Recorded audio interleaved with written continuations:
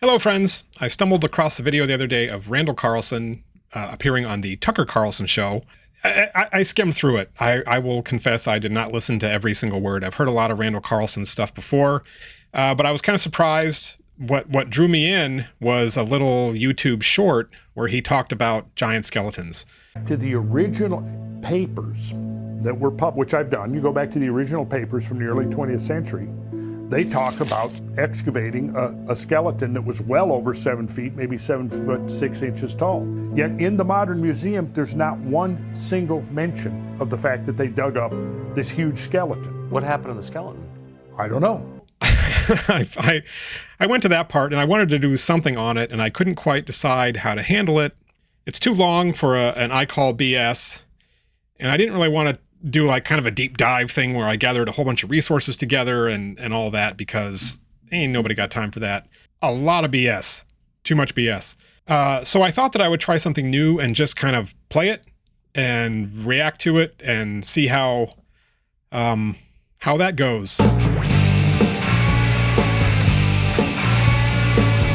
So real quick, the Moundbuilder myth is this idea that Native Americans did not build the mounds of eastern North America. It was popular in the early to mid 1800s. It was pretty much gone by the late 1800s. It served its purpose in the mid 1800s during the time of removal and genocide of Native Americans from eastern North America, because it provided a convenient excuse or story about the relationship between Native Americans and that part of the country. And the idea was that there was a previous race, the race of the mound builders, who built all these fantastic earthen mounds that people were encountering as they pushed west into what was the western United States at that time, was still mostly east of the Mississippi River, but that was the west. So as they pushed into the west and they are clearing forests and they're finding all these large earthworks, which seems like a mark of civilization, and there are Native Americans there. And if the Native Americans are a civilized people, it's harder to justify pushing them away. So the argument became, well, they didn't build this stuff. This was some previous civilization that maybe they were even antagonistic to and wiped out. So they don't have any more claim to this land than we do. So let's go ahead and move them on out of here. So that was the Moundbuilder myth. And it was mostly put to rest by archaeology by the late 1800s, but it is back. It is back with giants and some religious tentacles and everything. And so that's what Randall is going to get into here, and I'm going to react to. But that would have been technologically advanced in a way that we would recognize as advanced. Possibly, potentially, yes. But, we're not going to be looking for, jet fighters and cars and skyscrapers and things like that. Well, one way to measure it would be the endurance of the things left behind from that civilization. So there's nothing that has been created by our civilization that will exist in 3,000 years. That's right. The building materials. Our point. Okay, nothing that will be left behind in 3,000 years from our civilization. He goes on to talk about concrete and rebar and how they degrade quickly, and that's true. I don't know how many hundreds of years they last, but, probably not 3,000 years. But we do build with stone. We have made things with stone. We use a material called glass that potentially takes thousands, potentially hundreds of thousands, potentially 1,000,000 years to degrade because there's no organic material in it at all. Some plastics might degrade more quickly than you think, but some might last quite a long time. And of course, we're still using the same metals that don't corrode, or that corrode and deteriorate very slowly, that ancient civilizations used. Gold, copper, bronze. There's a reason why we find things from the Bronze Age that are thousands of years old, and that's because those materials last thousands of years. And guess what? We have not escaped using those materials. So those materials from our civilization would surely still be there. I don't know how long stainless steel lasts. Maybe not as long as I think it does. Maybe it wouldn't last 3,000 years. I don't know. But I would bet you dollars to donuts that there are other metals and alloys that we use, maybe titanium or something like that, that probably would be perfectly fine lasting thousands of years. And had ancient civilizations been using glass and titanium and plastic, I think we would know about it. Right. So like rebar and concrete degrade fairly quickly. They're not going to last 3,000 years. There's no skyscraper that will be here in 300 years. Yeah. Concrete would degrade quickly. Right. Yes. I know. Yes. So like we've never built a Great Pyramid, actually. No. Well, we couldn't. We couldn't. Yes, we could. We totally could. We could totally build a Great Pyramid if we wanted to. So I'm just calling bullshit on that, which I have called bullshit on that statement many times. Totally could build it. And, you know, I never thought of this before. To think that subsistence farmers or you know, nomadic tribes could have taken time off from their wanderings to build a pyramid or...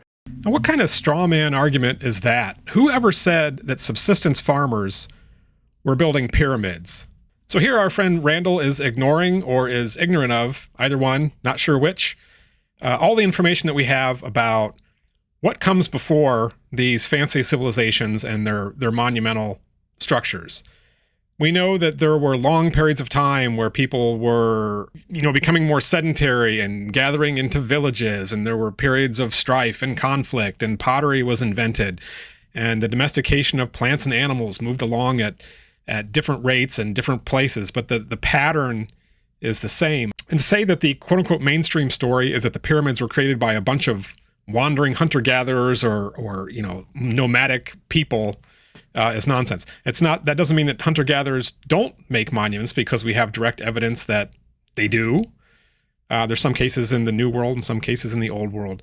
But that is a total straw man argument that the mainstream will tell you that people just stopped what they were doing in their spare time and built pyramids. Find me somebody who said that.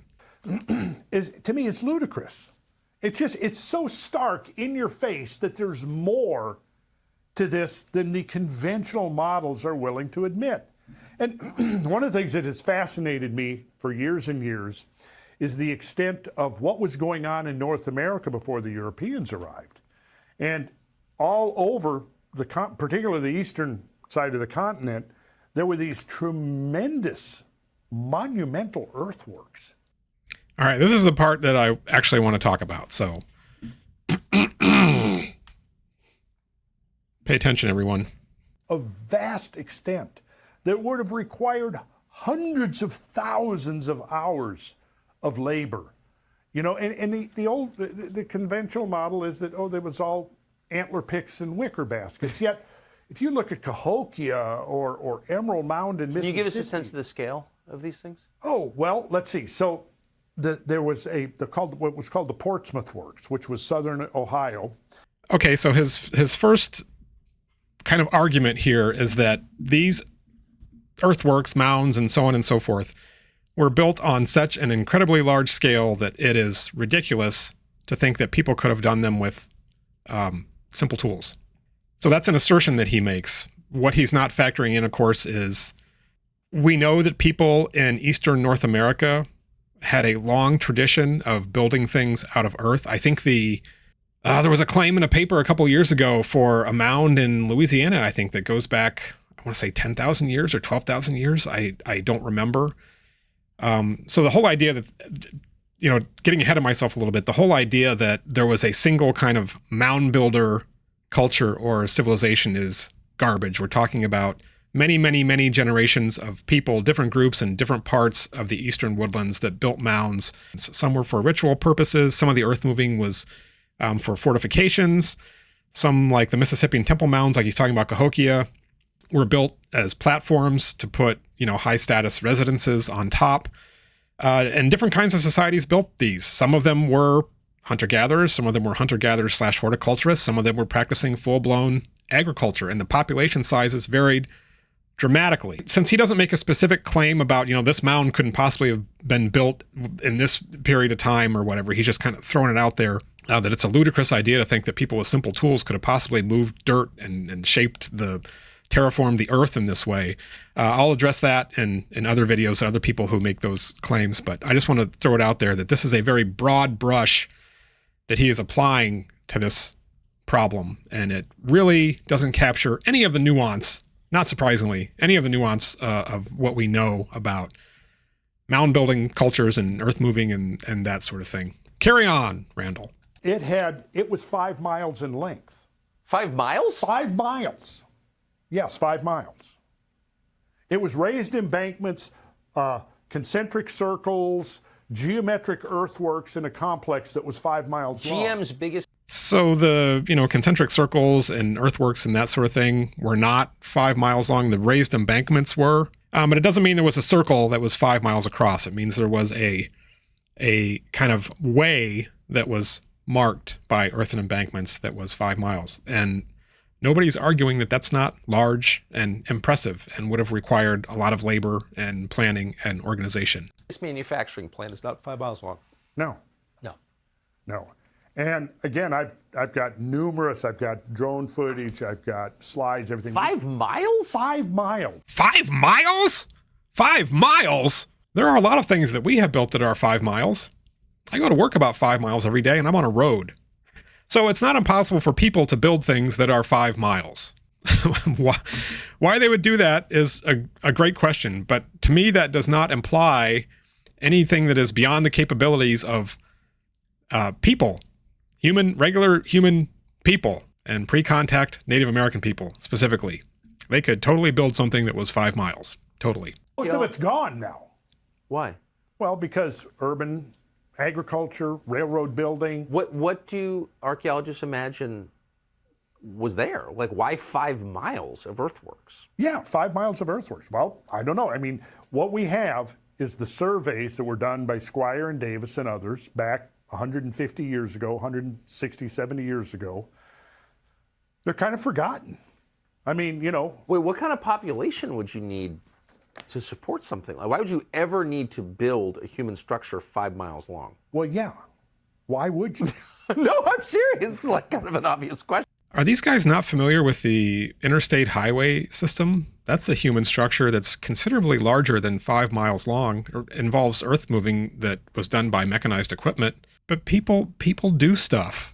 Why is that so amazing? And I'm going to answer my own question here. I think the reason Tucker Carlson seems so befuddled by this idea and impressed by it is because the picture that he has of Native American societies in his head is the one that he probably learned, like the cartoon racist version, wherever he would have learned it. This idea that Native Americans were not capable or were just, quote unquote savages. Like, that's probably what he's comparing to. That's probably where the surprise comes from, that he has not imagined that there's any evidence that things were any different. And that, of course, plays into the whole narrative of the Moundbuilder myth, which we're getting to here. Well, see, that's kind of, where I'm really, see, this is the thing I'm trying to say is we don't have all the answers yet. Listen, all you young people out there that think it's all figured out, it ain't. It's not figured out. There's a whole... Who ever said that this is all figured out? That's another straw man that we hear from Randall and his buddies all the time, that academic archaeologists think that assert that they've got it all figured out. I've been doing this for 30 years. The reason that we still have work to do is because we know darn well that we don't have it figured out. And guess what? Neither do you. So at least we can share in a curiosity about the past, right? Stay positive here. Whole lot of questions. No, this is the downside. There are many of Google. It gives the impression of like a totality of knowledge of every answer existing. But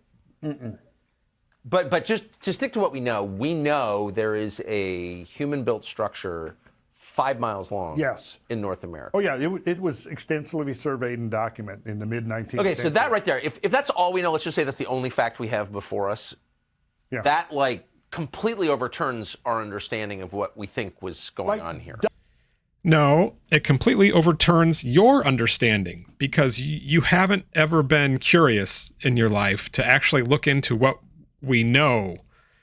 And this, he's fixated on this 5 mile long structure. By far, that's not the most, interesting or spectacular singular thing that happened in the Eastern Woodlands. Like, that's just one example of a lot of really fantastic architecture. And again, I think it's coming as a surprise to our friend Tucker Carlson because of the model that he has in his head about what Native American societies were like in the past. It's partly archaeologists' fault, I guess, for not being better at communicating this, but it's also because we have a long tradition in this country of downplaying the complexity of those societies and how interesting they were. And part of it fits into the whole rationale for why the Moundbuilder myth was started in the first place, to divorce Native Americans from the past achievements to make it easier to justify removing them from land that they were on and colonizing that land, saying that you guys actually didn't do this. And our friend Randall will get to that point soon. Duh. Yeah. Duh. What can I say? And that was just one. I mean, there was a gigantic system of these monumental earthworks all over. I mean, from Georgia up to Pennsylvania, west to the Mississippi, Cahokia. Look up Cahokia, and you have a gigantic flat-topped mound. The city of Cahokia, it was a city across from St. Louis in Illinois. 1050, 1100 was kind of the early Mississippian period when that stuff was being built. So that's a good, 1,200 years or so after the Hopewell stuff in the Ohio Valley. So again, he's, like so many of these guys do, he's glomming it all together as a single mound building culture. That's like saying that everybody that uses concrete in building or that builds buildings is the same culture. So they're doing the same kind of thing. It's a similar behavior in a way with similar materials, but they're doing it at different places at different times and for different reasons. He's glomming them all together, which is a very old-fashioned kind of quote-unquote mound builder thing to do, which dates to the 1800s when people didn't have a good understanding of time depth, which we've worked a lot of this stuff out since then with a lot of detailed archaeology, stratigraphy, radiocarbon dating that came along after World War II. So we know that these things don't date to the same time. We know that they were different societies at different times using earth as a medium for different purposes. Which I believe, I've been up on the top of it and you look and it's interesting. I mean, it's now about, I think, 75 feet high. It's eroded down. It's probably originally the height of a 9-story building. 3 times the length of a football field. Think about that. It's huge. You go up on top and it's flat, and what that does is it gives you a 360-degree view of the horizon in every direction. And when I was up there looking up there, that's what struck me, is that this is what they were doing. They were creating a platform to watch the movement of the heavens. But using the technology that we assume the people who built this had, and of course we have no freaking idea what technology they had, but we have no freaking idea what technology they had. Now, if one were to want to understand what technology a past society had, what could one do? What science could one apply to learn about that past society? One that comes to mind is archaeology, which depends on material remains to understand the human past. So archaeologists have for 100 and some odd years now been studying the remains of these societies, their material remains, and so we actually know quite a bit about the technologies they had. There is no reason to think that Mississippian peoples who lived about 1,000 years ago had some kind of lost ancient technology that we have not been able to recognize in the archaeological record. And in fact, we can draw some lines between Native American societies in the present and in the recent past and those Mississippian societies, which are pre-contact, pre-European contact, but not so far in the past that there aren't some similarities in mythology, cosmology, that sort of thing that we can use to understand who the descendants of the Mississippian people were. So the idea that they had some kind of technology that was lost in that really short period of time that we were unable to recognize is ridiculous. And of course, Randall never tells you how recent Monk's Mound and Cahokia are. We pretend that we know, and earth picks and wicker baskets, as you put it, yeah. Antler picks. Yeah. So like there's no, that with the population we imagine lived here, extrapolating backward from the Indian nations who were here when we arrived. Yeah. That's just not possible. Right. So like it had to have looked much different from what we imagine. Yeah. Yeah, so here it is. So here, Tucker Carlson is making the leap that we can disconnect the native populations that were here when white Europeans got here from those that would have done all of these things in the eastern woodlands. Now, there was a lot of disruption with contact, a lot of disruption with disease and death and armed conflict, a lot of groups moving around a lot for different reasons because they were pushed out of one place or, shifting alliances with the British or the French or whatever, and disease coming through and decimating these populations and weakening them. So there is very much like a rupture between pre-contact Native America and post-contact that is caused by contact. It is a symptom of contact. It's important, I think, to keep that in mind when you're saying that these groups who were here, who talked to Europeans when they came, weren't necessarily directly related to the people who built these earthworks. And that's because some of those earthworks were thousands of years old at this point. And some were because, the inhabitants had moved out and other inhabitants had moved in. To me, it's an unresolved mystery. And here's the thing, which is not really politically correct to say anymore, but if you read all the old accounts of the surveyors, the pioneers, the people who talked to the tribes that were living amongst the remains of these giant earthworks, it was invariably the same thing. They didn't build them, someone before them built them. Well, that's right. Well, there's archaeological evidence of that was suppressed by the tribes. I mean, there has been, there's skeletal evidence of... All right, so this whole idea that, the tribes who were there when Europeans got there said, well, we didn't build these. Well, again, in some cases, you're talking about things that are thousands of years ago, thousands of years old. That Hopewell stuff, it's like 200 BC, somewhere around there. Early Woodlands is earlier. If you go down in the southeast, like in Louisiana, you've got mounds that are 4,000, 5,000, maybe 10,000 years old. If you marched me around to some of our fancy architecture in this country and asked me whether my relatives built that or whether I built that, I would have to answer honestly, no, because I don't have a direct historical connection. I can't explain how some of these things were built. I couldn't duplicate the technology if you asked me. It doesn't take very long. It doesn't take very many generations or too much disruption to kind of sever that connection of historical knowledge and to use that as evidence that they were people other than Native Americans, because Native Americans who were questioned reportedly, and this is even secondhand, that we don't know who built this stuff. That's a very convenient argument for a colonizing population to have, I think. Of people who bear no genetic resemblance to the current Indians. So there was another group here. Yeah, I'm gonna cry bullshit on the no genetic relationship to current Native Americans. Obviously, the genetic picture is complicated, and I am not a geneticist. I call BS on that.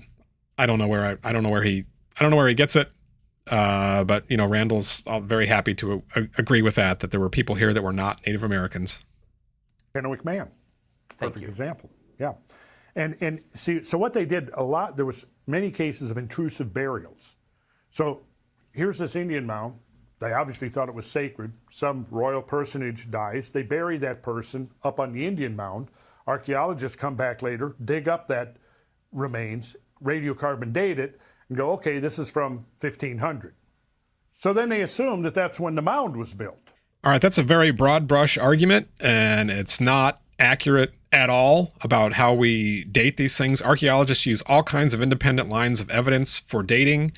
We have ceramic chronology, we use stratigraphy, we use direct dating, radiocarbon, and that sort of thing. We can date the Mississippian occupation of southern Illinois and the building of Cahokia and Monk's Mound by materials that were collected from the base of the mound. Not something that was intrusive to the mound, but soil zones that were underneath the mound when it was built.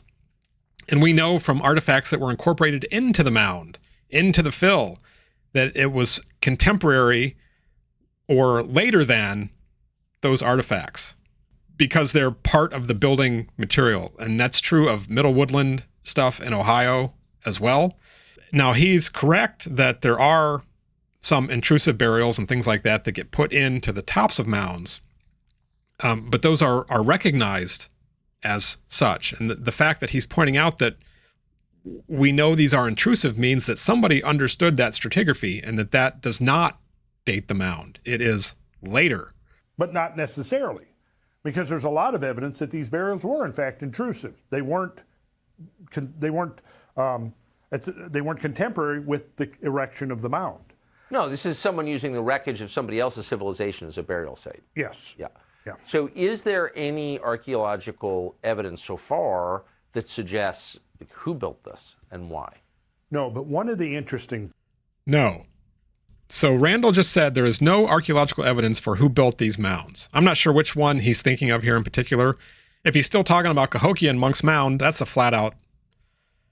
I mean, it's not true. And again, either he's incredibly ignorant, which he's demonstrated his ignorance of North American archaeology a lot in the things that he said, so that would not surprise me. Or he's ignorant or he's just not telling the truth. But either way, it's not true. Cahokia and Monk's Mound are some of the most intensively investigated acres of pre-contact site in all of North America. We know a lot about it through decades and decades and decades of very intensive work. And for him to say something like, well, we don't know. We don't know. We just don't know. Again, awfully convenient. Things, and this is a very controversial idea, and I kind of stay away from it a little bit only because there's been a lot of really fringe speculation around it. Yeah. But it's well documented, and I've gone back in, where I live in Georgia, I've got access to Emory University, and they've got extensive archives of manuscripts and stuff going back to the 1700s, 1800s. I've paid money to be able to access, to get a library card to access some of this stuff. So I've got copies, like the historical records of a county in Ohio, for example, from 1840 or 1860, whatever, right? I got all kinds of this stuff. And one of the interesting things over and over again that you find is that they're doing an excavation and they dig up skeletons that are 7 and 8 feet long. Okay, when I heard him say this, and this is what got me into the video, there was a little short where he was trying to draw people in with the giant skeleton, so I guess it worked, Randall. That's one for you. It's funny because this is so 10 years ago at this point, the whole giant skeleton thing, his talking about how he's got access to these archives and these county histories. So does everybody.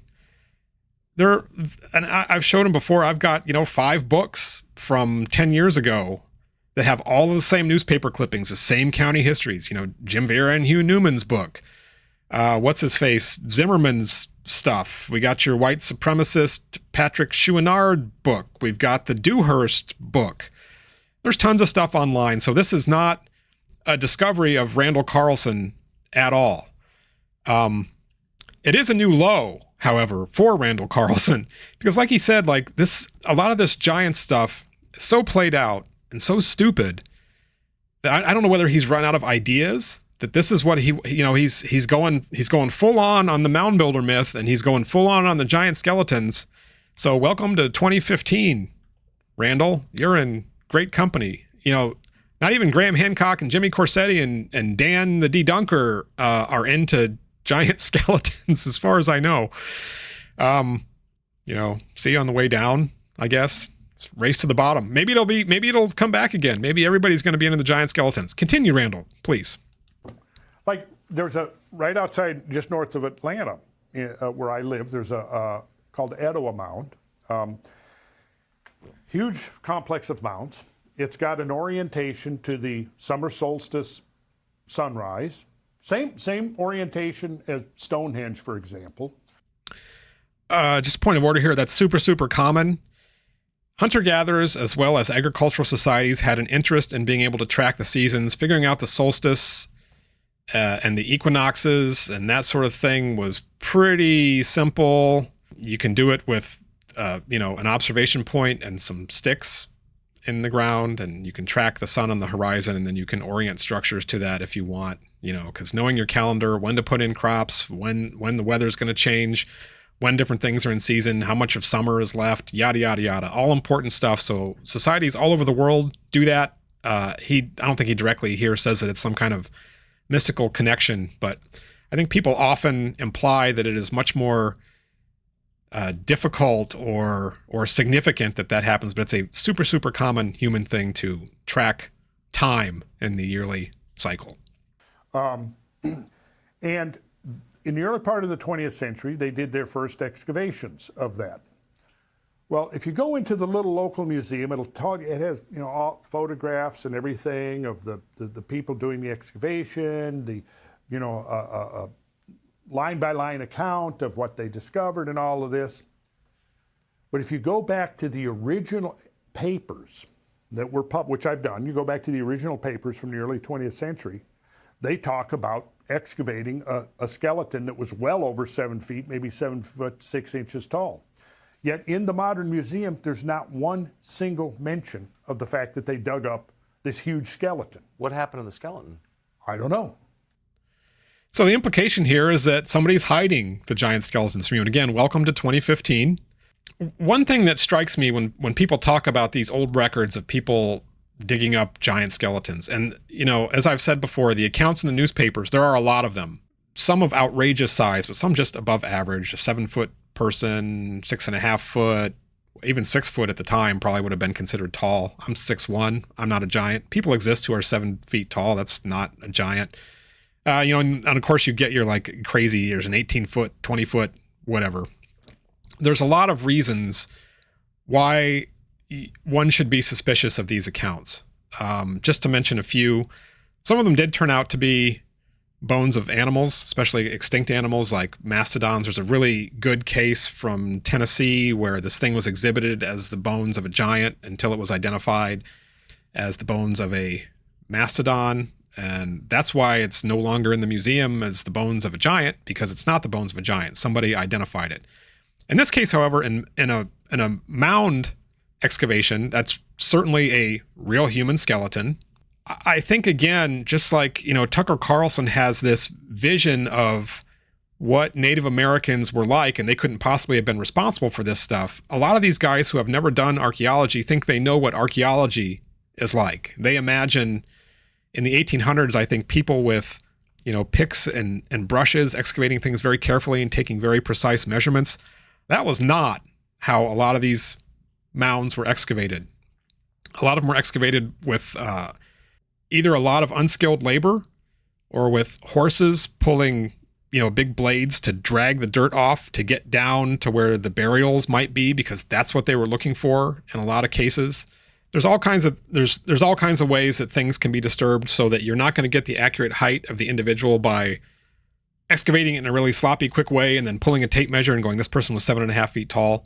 My point is that there are a lot of things that get in the way of me believing that a line in an old report that says the skeleton or the individual was 7 to 7.5 feet tall, there's a lot of things that get in the way of me believing or accepting as fact that that was accurate. I don't know. So now that's when we get into the conspiracy theory. Well, I mean, that, you know, the existence of a huge people is like a recurring theme in biblical literature. As yes. You know, of course, there's a name for them and everything. And I can't. Why doesn't he? You can say it. Is there something wrong with saying Nephilim? It's the Nephilim. Maybe he just forgot. I don't know. Comment on that, but certainly that's been posited before. And it's not just the Bible. I'm sure. I mean, Native Americans have traditions of, they say that, you know, there was a contingent of Delaware Indians that visited Thomas Jefferson when he was governor of Virginia, and he's relayed this account in his notes on Virginia. And he's talking about how these Indians came in, and back at the time, He may never return to the Moundbuilders there. I don't know. What I do know is that I wanted to comment on this because of kind of how bizarre and retrograde it is. And Randall Carlson is not the only one to still kind of hang something on the Moundbuilder myth. But it is kind of a strange turn. And it's kind of too bad. The Moundbuilder myth should be in the dustbin of history. There is no evidence whatsoever that anybody other than Native Americans built any of those earthworks. It was used as a convenient story to justify dispossessing Native Americans and moving them off of the land that they were on, because the white Europeans could say, hey, all of these fantastic things here that are a sign of a civilization, you guys didn't build that. You just said you didn't build it. So you don't have any more right to this land than us. And, probably those were probably white people. Now, Randall Carlson didn't say that. He gave the mounds to the giants. But if you follow those tentacles out, that was the argument for the most part. It wasn't some previous Native American civilization. It was some completely different civilization. And of course, back in the kind of racist worldview of the time, civilization was the sole purview of white folks, more or less. So the white folks could then say, hey, this land is just as much mine, if not more so, than it is yours, because it was probably white people who built all this stuff, so you guys need to get out. And Andrew Jackson used that specifically. I'll find the quote and stick it on here at the end. So it's unfortunate. I think that, Randall, who's made a pretty good career for himself doing this stuff, would kind of dip into that bucket as something to talk about, and another great mystery. And there's no mystery about who built the mounds of North America. It was Native Americans, and archaeology tells us that. And there's no evidence that some kind of lost technology was required to build those mounds. And there's no evidence that anybody other than Native Americans did it. There's no evidence that it was, lost tribes of Israel, which the Mormons want it to be. There's no evidence that it was a race of giants from the old world, which there's a lot of people that want that to be true. It was not Atlanteans. It wasn't people who came up from Mesoamerica and did it. It was an indigenous tradition here, and all signs point to that. And I am sticking with those for now. So that's what I have to say about that, and have a good rest of your weekend. Bye-bye.